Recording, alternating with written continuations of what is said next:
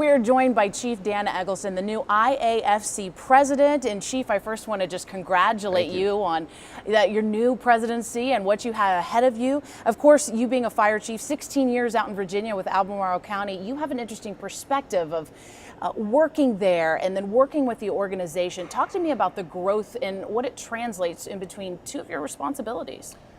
Well, I can remember back 20 years ago when I became a fire chief and came into a department that needed significant change. And I realized that I was not going to be able to bring about meaningful change without some assistance. So the first place I went to was IFC. And that became involved in lots of different programs, and people helped me through that process to change and bring about meaningful changes in my department. And I became very involved in IFC since then and realized the true value of being a member.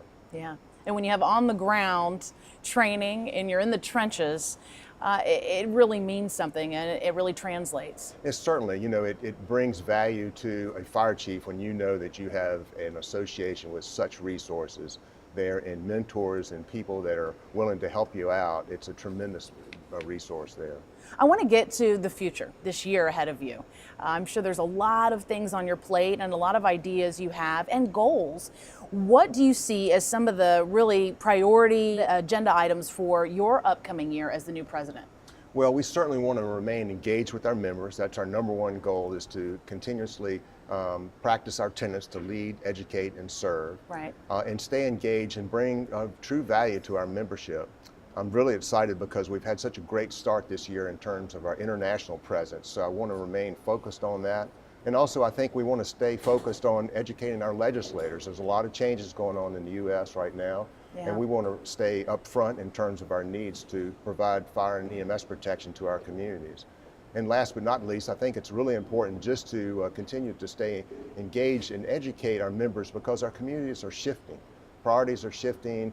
We having to do more with less today, so we've got to remain nimble, but at the same time, we've got to focus on our core mission. You said it there, change and more with less. I think that affects everybody everywhere, you know? Absolutely. Let's talk more about the concerns within your industry. As you know, you really have your ear to the ground because you're a fire chief there and you face so many different challenges. What do you think your greatest concerns that you're hearing within your city or other fire chiefs that you're meeting with all the time?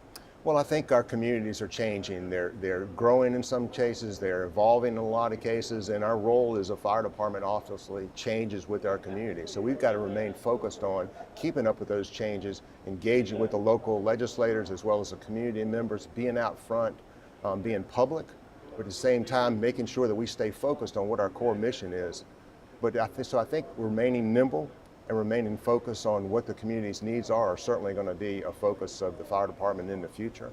At the same time, we've got to take a step back and make sure that we're taking care of our own, that we're paying attention to our member health and well-being. We've had a lot of programs that are focused on cancer prevention and behavioral health, and I think we're going to continuously focus on that kind of service to our membership. In the next 365 days, it's a big task, a big responsibility you're taking on for not only you, but your family.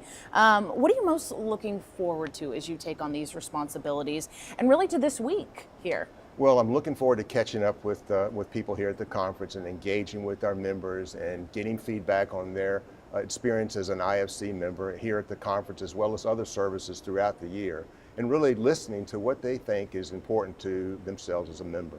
And then take that back and engage with our board and our staff to continuously add value as an IFC member. All right. Well, Dan, we want to thank you for chatting with us, taking some time out of the busy schedule that you have ahead of you this week. And once again, Chief Dan Eggleston, the new IAFC president.